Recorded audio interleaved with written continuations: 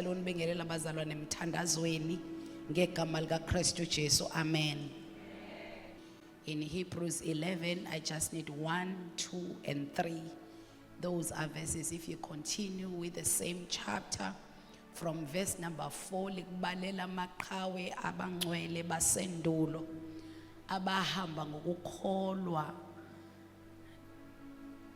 kwabalelwa kubo kwaba umvuzo omkhulu. Amen. Hallelujah.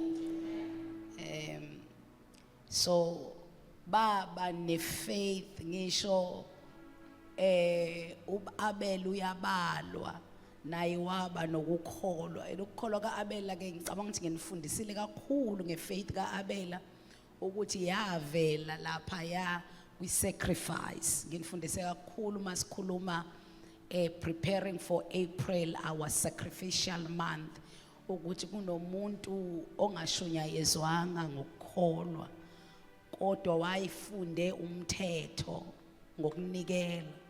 Kodwa in this case mayevela uAbela wenza i-sacrifice eyathinta uNkulunkulu, yenza umfowabo waba nomona uKhayini waze wambulala. Amen bazalwane. Amaqhawe ke abangcwele basendulo abahamba indlela yonke benqoba izilingo ngokukholwa. Uma ufunda impilo yabo bonke laba listed lapha ku Hebrews 11 uzobona ukuthi babehlelwa izimo. Ngicela ungibukele sejaneni ukuthandaza akuzivimbi izilingo, kodwa kukunika amandla okunqoba izilingo. Emthandazweni ngicela wazi ukuthi noma ungathandaza kunezinto engeke ivimbeke ukuba zifike endleleni yakho, kodwa ukuthandaza kusinikeza amandla. It's where we gain power to conquer in all the things that we face. Hallelujah bazalwane. I have realized those who are my true students and disciples, they will pick up that I always make emphasis that things will happen in your life. And because I have noted that I always draw to that conclusion and make that submission, I therefore inquire from the Spirit of God why I always talk like that. Because uNkulunkulu ke useyangikhumbuza ukuthi wanginikeza umyalelo of teaching people to live effectively on earth. So uma ngabe uzophila impilo yokungakhathazeki, kumele wazi zizofika izinto ezofuna ukukhathaza. So ignorance, ukungazi ukuthi zizofika, kuzokwenza ukuthi uthi utsheliwe ukuthi ngeke ukhathazeke, then you will assume ukuthi ngeke ifike into ezokukhathaza. Kanti uma utshela ukuthi zizofika into ezokukhathaza, then bese unikezwa ama weapons or tools that you will use on days like that. Okwakho ukuthi mayifika inkathazeko, apply knowledge, apply wisdom.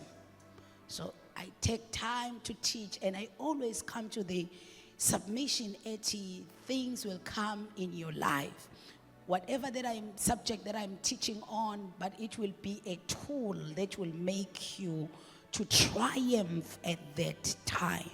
So in other words, what makes us be ineffective on earth, what makes us to be defeated on earth is not the amount of prayer that we do. In other words, it's not that we are limited in our prayers, but it's because we pray, but we don't want to take knowledge and tools that will help us that after prayer, because prayer will give me strength to stand against the things, but I must use the tools to fight them. What killed Goliath was not the braveness of David. He had to come with braveness in front of Goliath. He had to make declaration in front of Goliath. So you see, these are tools he is using. So don't take one and leave others out. Hallelujah. So he did not only declare, because omunye uzothi I declare, so I believe it will happen in my life, but he also took 5 stones. Then he took a stone from the 5 stones, and then he did action. Wamdubula ngendwayimane ngesihlilingi uGoliath. Now this is where we lack bazalwane base Kingdom Life. We do come with boldness before the throne of grace in prayer, braveness. We are found in declarations. We declare, hey, you shall speak a thing. Khuluma kuzoze kwenzeke. You speak it until it happens. It doesn't end there. You've got to take the what? The stones. Hallelujah. And after taking the stones ngeke andiza soke esandleni sakho. You've got to do what? Take action. Ngithini kunini? Mawuqeda ukuthandaza namhlanje. Khona okumele ukwenze futhi. Hallelujah. Hallelujah. So people who live therefore a defeated life are people who will be found wanting when it's time to use the tool. So I take my time in teaching you, and everyone that I invite and everyone that I give opportunity in this pulpit, they take their time to preaching to you, teaching you the tools that will make you triumph in this life. Hallelujah. So let me go to what I want to talk about today. Let us look at it. Now, faith is the substance of things hoped for, the evidence of things not seen. I think I explored that verse on Sunday. Please give me verse number 2. For by it, abangcwele basendulo, the elders obtained a good report. By what? By faith, the elders obtained a good report. Ikhona enye version esho kunye? Verse number 2. If your version is saying something else, please read it for me. So by faith, now faith, I explained what is faith on Sunday. Now, by that faith, the elders, those who walked before you, they obtained a good report. What is your version saying? isiZulu sithi This is what the ancients were commended for. They were commended for. Bangconywa. Okay? Bangconyela ukuthi banokukholwa. If faith ikwenza ube ne good report. Yabona ukuthi hayi kuyiphatha kahle kuphela okwenza ube ne good report. Faith yakwenza ube ne good report. Yes. Through faith we understand that the worlds were framed by the word of God, so that things which are seen were not made of things which do appear.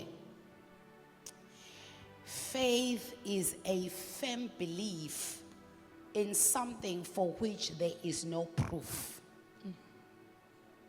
Faith is a complete trust on something you have no proof. When I talk of faith, I say, so I want you to see why the elders got the good report from faith. They prayed because they had firm belief. They prayed without seeing evidence. They prayed because they had complete trust of what they don't see, but they have complete trust that in prayer, the one who framed the worlds out of his word will answer me. Hallelujah. Hallelujah. What gave them a good report is that they are not like the disciples who saw Christ and stayed with Christ and walked with Christ and ate with Christ. They are not like disciples. In fact, they're not even like those Jews who were there by Golgotha. Jesu ebethelwa. Ngesikhathi ebethelwa uJesu, babona isimanga, babona ukuba mnyama kwazamazama umhlaba, kwabamnyama emhlabeni, babona igazi liphuma litsaza lithinta iso lesotsha, babona isimanga senzeka laba babekhona in the scene, babona isosha livuleka amehlo, babona. Kodwa kukhona abakholwa bengakubonanga lokho. Hallelujah. Hallelujah. Bakholwa bengakubona, bengabanga wofakazi bakho, kodwa bakukholwa ukuthi kukhona. Yingakho makuxoxwa ngalabo laba bangcwele, laba bakholwa kanjalo okuyimi nawe, kuthiwa ngemasingena kuyophakama izidalwa zithi obani laba, because these people are so different. They had complete trust on something they've never seen. Hallelujah. It is that faith that you live by. It is that faith that the writer of Proverbs, I believe it's Solomon, the wise, Proverbs 3:5-6, uthi trust in the Lord with all your heart. It is that faith that makes you trust the Lord with all your heart. And lean not into your own understanding. It is that faith that will make you to trust God, even if the facts that you understand, they say this cannot happen. But that faith will say, I completely trust the Lord. Hallelujah. It is that faith.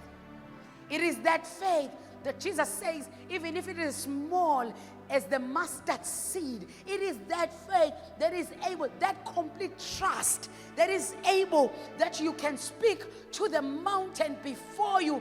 Listen, you speak when to the mountain. You don't pray to God for the mountain. Inqubulekiyo umuntu wokholo uyazi ukuthi uyena wenza ini bazalwane uaction. Oh mangcwele, umuntu wokholo uyazi ukuthi indwayimane kumele idonswe uye, itshe kumele liphonswe uye kuGoliath. Umuntu wokholo akathandazi izulu kuba linqukula intaba, kodwa ufika kwintaba akhulume na bakhona kodwa abazalwane ebusuku. Hallelujah. So if faith ikunika leso sibindi, sinaso ke lesi sibindi.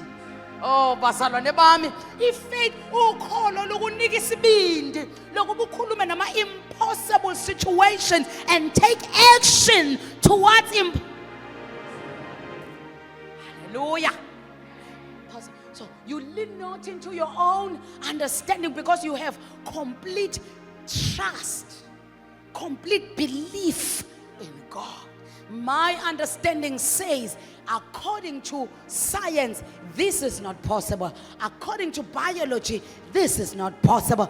But when I decide not to lean into my own understanding and have complete trust that He has said it will happen, when I believe that and then I take action for that, it will. Intaba izosuka. Inqubuleke iphonseke olwandle. Hallelujah. Manje ke uJesu uyangithusa. Manje uma unganokholo sibisi noma ngabe luncane, lungangenhlamvu yesinaphu, ngiyazibuza ke ukuthi uma ngakuthiwa lukhulu ludlula inhlamvu yesinaphu, yini into ongayenza uma ungaba nokholo olunjalo? Hallelujah. Uthi uEnoch makubalwa lamaqhawe okuthiwa they got a good report, thiwa wahamba noNkulunkulu waze wanyamalala. And mawulalela uyeza ukuthi uEnoch wayeyichazile leyo nto, wayeyixoxile ukuthi mina ngiyonyamalala ngeke ngife ngeningcwabe ngiyonyamalala. Kodwa ukholo ayenalo lwenza ukuthi lento ayelokhe ayisho ithi imvelo lento ayenzeki wonke umuntu kumele angene 6 feet under, kodwa yena ayikholo ayisho. Bazalwane, ukholo luyadlula ekuthenini lento uyayikholwa, lubonakale ngokwenza kwakho. Ngiyangizwa lapho bazalwane, ifaith iyadlula ekuthenini usixoxele ukuthi unefaith. In fact, umuntu onefaith akaxoxa ukuthi unefaith, kodwa ibonakala ngokwenza kwakhe. Umuntu onefaith uvuka ekseni athi namhlanje ngizoyoqashwa akasho ukuthi ngizoyoqashwa aqhubeka la endlini umuntu onefaith akasho ukuthi bazalwane ngicela seyilungise angiyazi noma kuthiwa yini hyper faith in lena ekhona ngoba phela okunye kuthiwa hyper grace angazi uma hyper faith in le eyenza abangcwele ukuthi izinto manje ikhulumile nabazalwane yenza umuntu onefaith uyakhuluma athi mama umthimu ngizoyoqasha bese yavuka eyageza avuke one ngesikhathi sabantu abasebenzayo ageze njengabantu abasebenzayo agqoke njengabantu bese engagcini la endlini aphume aye la kusetshenzwa khona ngathi mangixoxa nabazalwane bakhona abantu I believe because we are online and we are watched by thousands and millions of people online someone will attest to this story engake ngasebenza nayo ngake ngabaxoxela abazalwane Kingdom Life la ekhaya eminyakeni edlule ukuthi kunomfowethu esagcina sisebenza naye kaMasipala engangisebenza kuwo eminyakeni eminingi edlule mawagcina ukusebenza ngo2011 shuthi uneminyaka emingaka ungasebenzi mingaki u14 ibazalwane nisho ukuthi sengoqhwayela iminyaka u14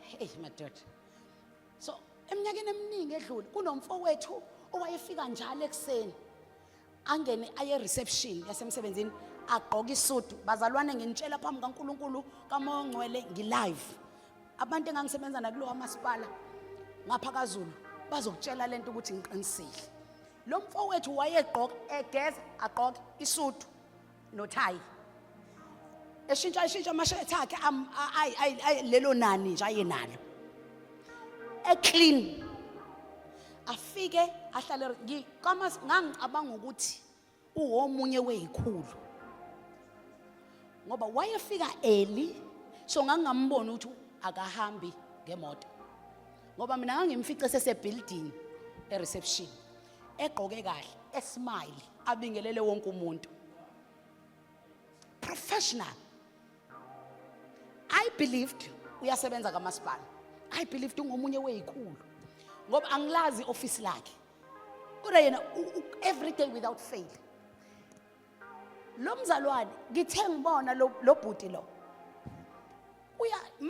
uyathunywa athunyelwa ndami emaphephandaba ngoba kuMasipala okulandelwa ayikhona so mayiqhamuka uhlangana naye passage ephethe ama newspaper uthi wow shuthi HOD phethe ngoba phela iwona ayephatha ama newspaper until I knew ukuthi okay akasebenzi la ekhaya but nansi into yangihlaba umxhwele ngalomfowethu akanawo uRika Bashanda akayena uGive Me J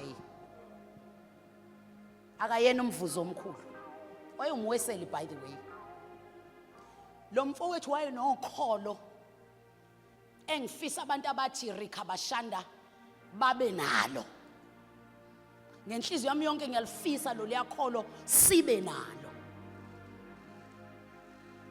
lo mfowethu wayesasimthuma sonke endaba simthuma sonke onemoto amthume ahamba aye plaza ahamba kubuyela ugqoka isudi yakhe abuye nento enemthuma yona I tell you the truth waphela unyaka wokuqala wenza leyo nto every day without fail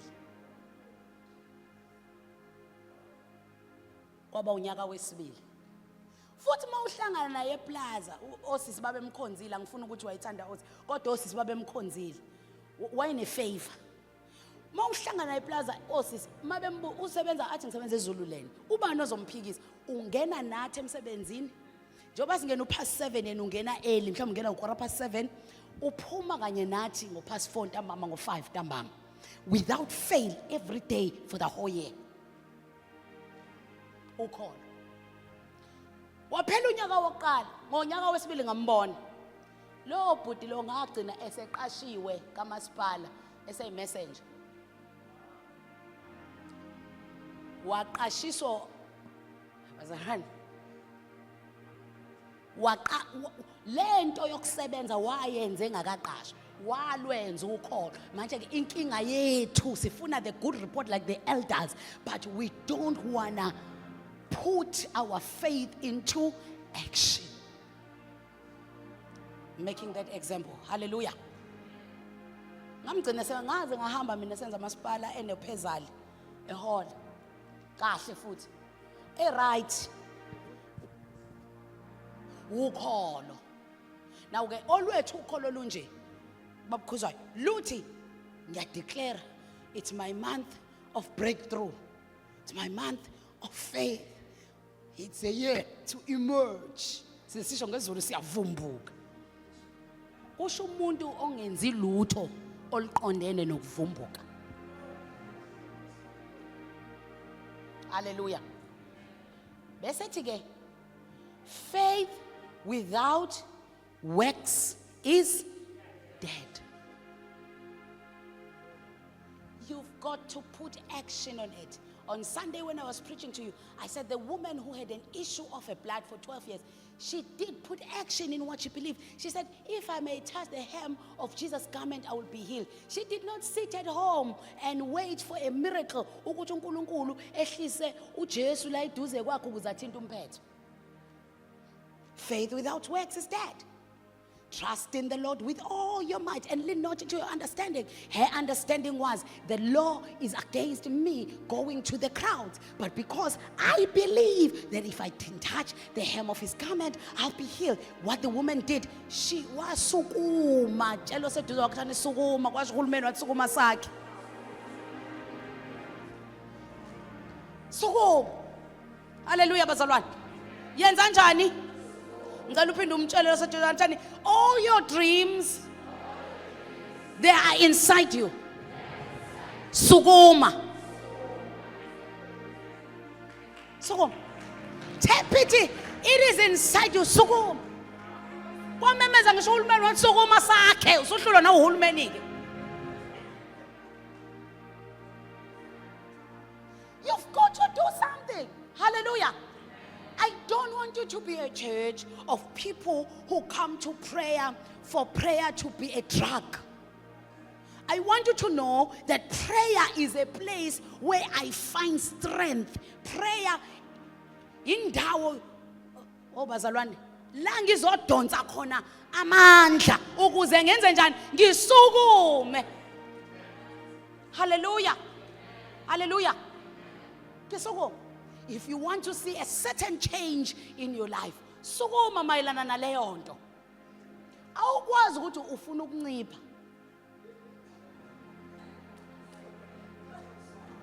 I'm praying, Apostle, I'm praying. What are you praying for? Ukuncipha. Thola amandla emthandazweni ok-applya ama-tools and knowledge and wisdom yokuthi umuntu wenza njani ukuze enze njani anciphe. Yingakho abazalwane abangena kwi-fasting le yethu kaNovember kukhona engibaziyo onke amalanga amangenela ukuncipha. Uze baxoxe bethi yabona ke le fasting angifuni ukuyirobha ngoba ngifuna ukuncipha. Khothi siqede fasting khothi akanciphile.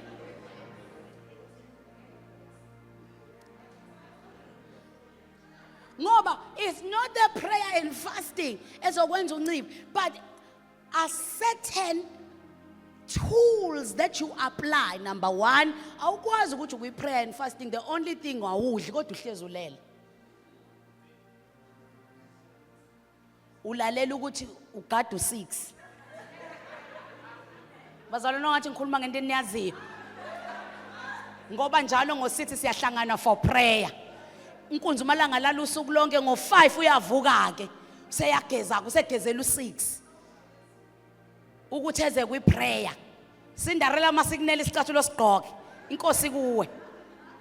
Ngo6 useyafika ke emthandazweni nakhona ukhathele obakade helele. Abasiyabonga. Jesus, awuzwa ngisho inhlamvu ngoba lo muntu ukhathele. Amen bazalwane. Siphume kwi prayer ujaha ukuthi useyodla ama veg. In fact ushiye esewabilisile.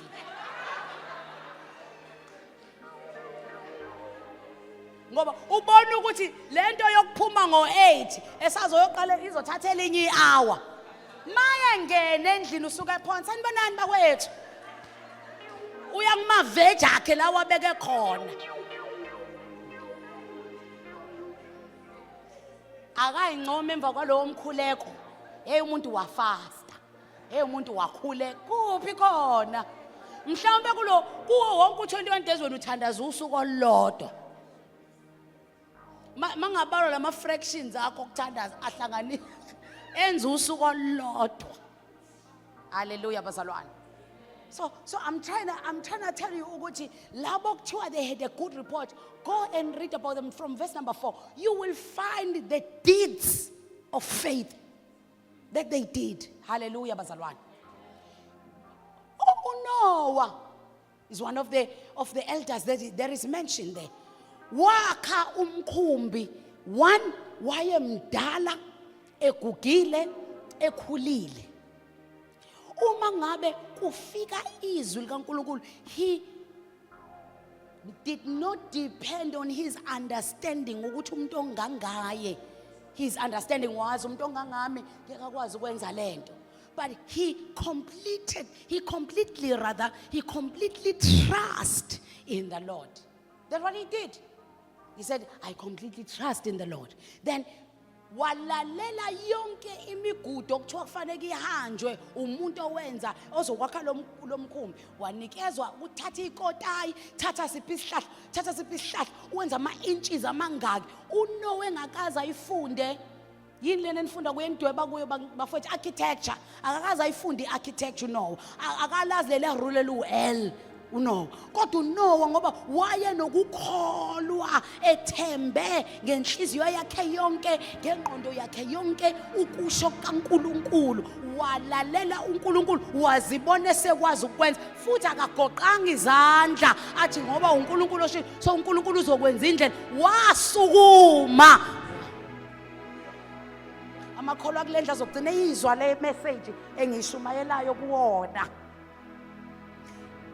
ngine challenge yokuthi bafundisi ngibona ngathi la ikhaya ukukholwa mangibuka nje impilo yabangcwele ngibona ngathi lento ye faith hayi man sithatha ngo left sine hyper faith le yokuthi izinto izozenzakalela. That is why I am telling you, you may have radical faith, but you wake up, you do something. Hallelujah.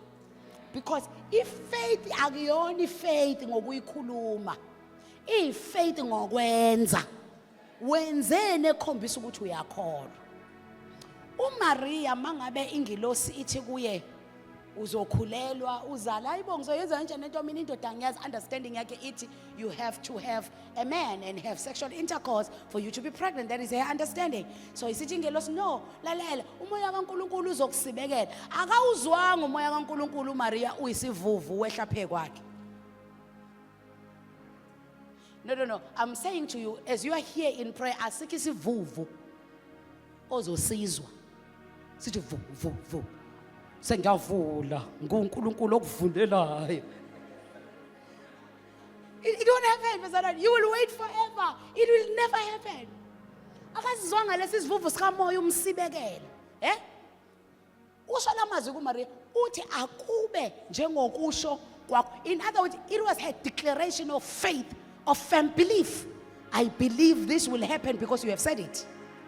Akube njengokusho ingilosi iyafika iyamyalela ukuthi kunosisi wakho kunobani nosisi wakho wayini uElizabeth cousin kuno cousin wakho okhulelwe akuhambe uye kuye una 6 months yena ekhulelwe yizwi faith akube declaration akube njengokusho kwakho. I have faith in the Lord. The Lord will make a way for me. This will happen in my life. This is my year of favor. This is my year to emerge. This is my month of faith. This is my month of breaking through. There is declaration. But listen to this. Hamba phela sukuma. Uya kubani? Go Elizabeth. Una 6 months ekhulelwe. ukholo ayisenalo uMaria noma umoya engawuzwanga umsibekela lwamenza wasuku ngoba ukholo masunalo lukwenza usukume. Awubazalwane bami, ukholo alukwenza uhlale phansi uthi dehe uthi hayi sobona mase kwenzeka the Lord. What do you say nje mina desikhuluma? That verse give me that verse again. The Lord will. What did you say? I the Lord will make it happen. uMaria akashongo ukuthi ngoba umoya kaNkuluNkulu uzomsibekela makuthiwa hamba kuElizabeth. I believe you have said I the Lord will make it happen at the fullness of time. The Lord will make all things beautiful. That's still a what? A declaration. It's not an action. Hallelujah. So, yes, declare the scriptures of faith. Believe and say it. It's okay. But there is an action you have to do. Hamba uye kuElizabeth. Leyo hamba mase kuyo kuElizabeth iphi ingelosi? Ayikho. Umesaya kuElizabeth ingelosi ayisekho. Manje ke lento yakho yokungilinda uNkulunkulu uthe uzoqondisa imkhombe yami. Yebo, uyayiqonda lento athe yenze ikona kuqondisa imkhombe akasho ukuthi uzokubamba unyawo. How many of us are angry at God and we say we've been waiting on you? And uNkulunkulu ngilinde wena uye kuElizabeth.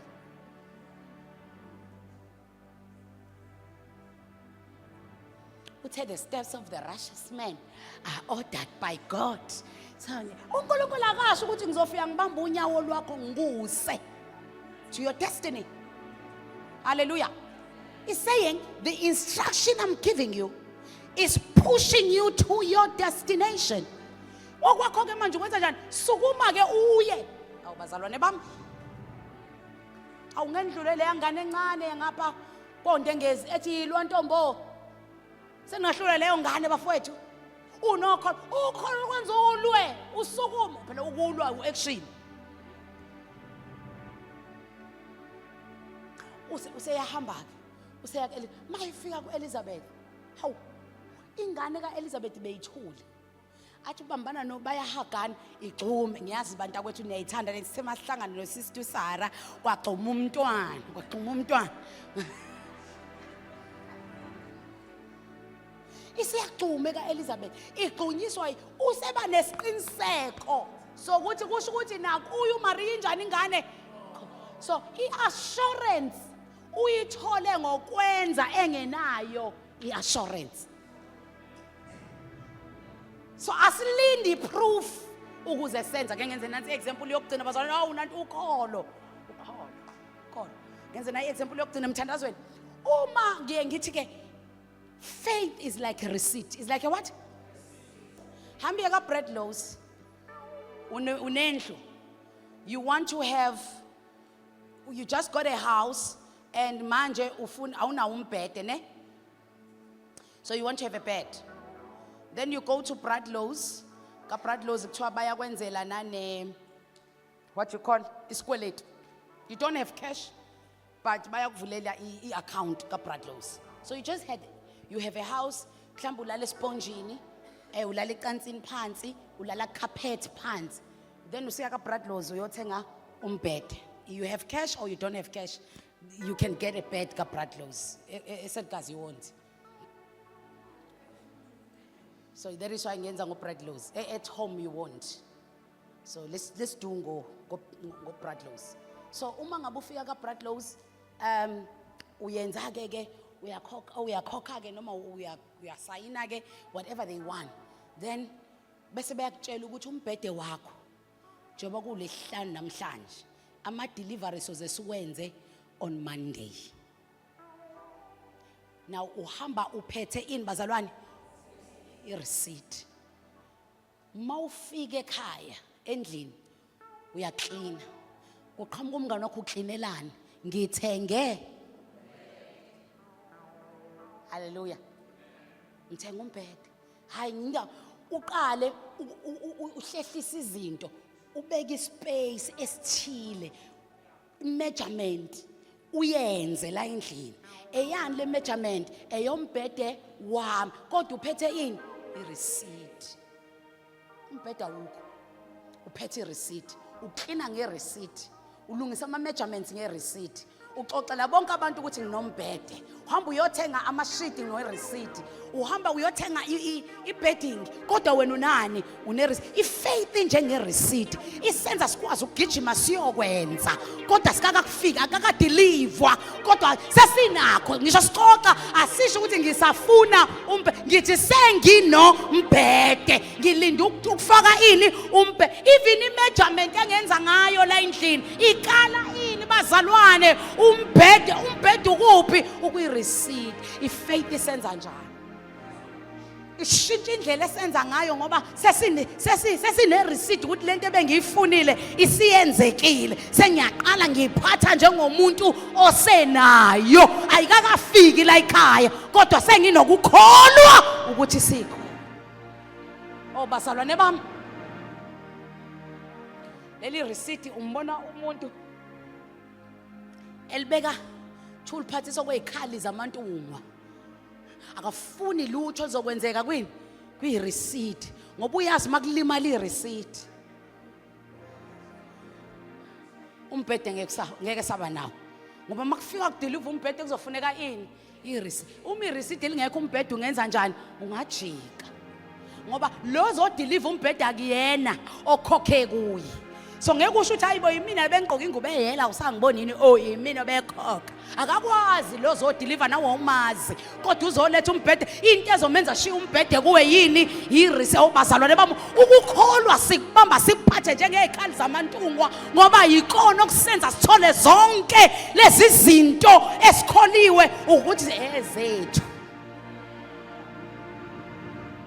ingakho ungayivumi into ezobulala ukukholwa kwakho njengamanzi ungawavumeli achithekele phekwe receipt angiphinde ngisho amanzi ungawavumeli iti ungavumi kube khona ozolishwabanisa ungavumi kube khona ingane ezodlala ngale receipt ungavumi kube khona ozolihlephula ngoba umbhede ungase uphindele emumva usufikile kuwena ngoba khona olimaze khona otemperishe with your receipt ukukholwa kunjalo ungavumi kube khona umuntu ozolimaza ukukholwa kwakho ingakho leya ndoda leyana eyumpriest etempelini yabonakala ukuthi izolimaza ukukholwa komfazi yavele yavalwa umlomo is Zakaria wavala umlomo uZakaria ngoba uzolimaza ukukholwa konkosikazi wakhe ngoba unkosikazi wakhe usetsheliwe usenikiwe ukuthi umntwana uzoba nayo senikiwe umbhede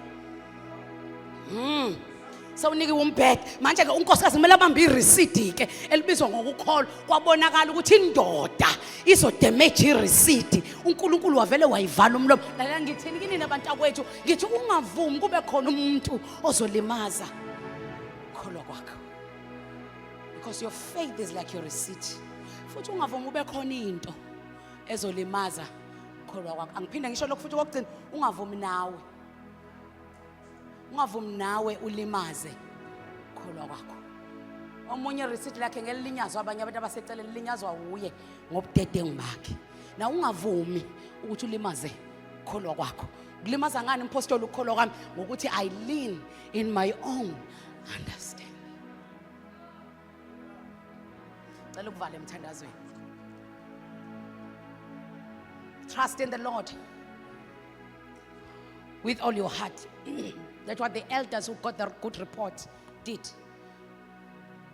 And lean not into your own understanding. Verse number 6. In all his ways, acknowledge him. In all your ways, rather, acknowledge him. And he shall direct your path. Ungakulimaza ukukholwa kwakho ngokuthi ube usiyazi kuNkulunkulu. In all your ways, allow him to direct your paths. Afike uNkulunkulu ethi lento izokwenzeka umphikise wena. Mana ke uNkulunkulu awuqala ukwenza lento yokuthi uyakhuluma wake wathi unyaka odlule wathi waphela kungenzakala hamba uyobheka ukuthi wena yini ongayenzanga ngonyaka odlule waze waphela, ngoba yena akayena umuntu uthi angaqamba amanga, and he's not even a son of man that he can change his mind.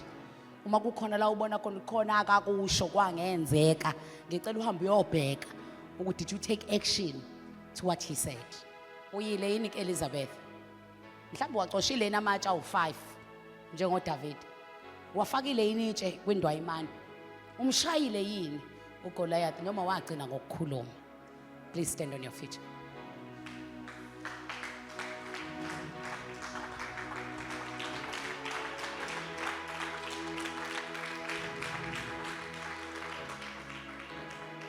Ufakazi bambuthi uNkulunkulu uthembekile. Lobo ufakazi ngibusho ngisho kimi uma ngizwa mina ngifuna ukulimaza ireceipt lami. Uma ngibheka izinto ngibuye ngithi kodwa uNkulunkulu avudlala ngami. Yabona ngibona ngathi akathembakanga. Ngibona ngathi uNkulunkulu ungenzele phansi. Ngibona ngathi uNkulunkulu akayenzanga into angithembise yona. And this is what I always do. I remind myself uNkulunkulu uthembekile. uNkulunkulu ulungile. The more I say that is the more my faith is getting stronger and stronger. Then I'm able to see where did I miss the mark on my action, because yena uthembekile. I encourage you in this month, protect your faith. That's my encouragement for you. Protect your faith. There are sites that we go to on social media, on our TVs, and everything that is around us. Ifaith njengengane iya communicate faith, iyasenza into eyilimazayo. Uyakwazi ukuthi ufunda uthi kwi-site ethile uthi into ehlekisayo, mhlawumbe into abantu abaningi nje abayithandayo etrendayo, uthi wena uthi uyayilalela, uthi uyayifunda, uze ukuthi kuba njalo thank you bengithi mina ngedwa kuba njalo thank you uyizwe lalelake iyakhokhela ifaith ukuthi ngizolimala. Protect me. Khona abantu ukuthi mawuxoxa nabo, bazalwane, have you ever been annoyed by a complaining person? Uze ukuthi this person is annoying me because this person is always akaliqali sentence size siqede kwi conversation yethu sizivalelisane ingekho complain. It's not you being annoyed, it's the faith telling you ngiyalimala. It is my prayer that this month you protect your faith. It's time to stop those conversations. Maybe it's time to give that person a Sabbath in your life. Mniki Sabbath empilweni yakho. Ngamlahla balahlwa abantu sindisiwe. Kodwa mniki Sabbath kwindlebe yakho. In other words, ngithi minimize your interaction or spending time with such, because balimaza ukholo lwakho. Balimaza ukholo lwakho. Ukholo bazalwane kumele njoba ngithi lunjengengane luyakhula futhi njoba lulimala nje cha futhi liyakwazi nokwenza njani nokukhula. In other words, now start to engage yourself to sites, to things that are doing what? Are building your faith. Enye yezinto elulu ongayenza nje after tonight is to go and check the elders. Laba bangcwele basendulo obani? Bese uyahamba kuyofunda ngabo eBhayibhelini. Uyitshele nje ngifuna ukufunda ngalo. Ufunde ngathi waphila kanjani? Wenzani? Wahlanganezana nani? leyo nto izobuild ukholo lwakho ukuthi hu kanti ukhona umuntu okwenzeka lokhu kuye kodwa still waba nokholo wazi wabalelwa wafakazelwa kwabakholwayo. Hallelujah. Protect your faith. Build your faith. To target this month, protect your faith. Build your faith. Protect your faith. Build your faith. And when you build it, you take action. You take action. Hallelujah. Every month, I think I realized today that I always have a testimony of faith. Ngenza into ngiyidlalela. Ubuphela kunye ufakazi bazana ngikwazi ukuxoxa. Ba umfundisi. Mina ngijwayela nje ukuhambela nomuntu. Ngithi ngihambela nomuntu ngimusa endaweni. Bese ngithi namani ngenzani? Ngiyidlalela ngekho serious. Vele yenzeka into. Ukholo lwami. Ngoba lungenza ngithathe uaction. Angidingi ba.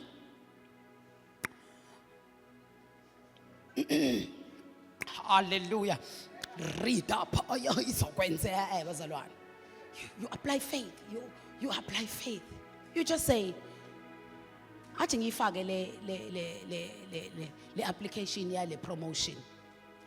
Athi ngifake le application. You just it's faith. It's faith. And you get it. It's faith. Faith makes you do. It's not faith when you don't do. Father, we honor you and we thank you tonight. Somebody open your mouth and pray to him. Thank you for building us with your word. We've heard you. Siyabonga uqinisa amabhawodi la axega ngakhona. Siyabonga ukuthi thina abangcwele uyasenzela umusa wokusifundisa izimiso zakho. Siyakholwa lelizwi olikhulume namhlanje lingolokusakha. Lelizwi lingelokusiphumelelisa. Lelizwi lingelokusiqwashisa. Therefore, Father, we honor you and we thank you. In the name of Jesus, we choose to believe completely in you. We choose to believe completely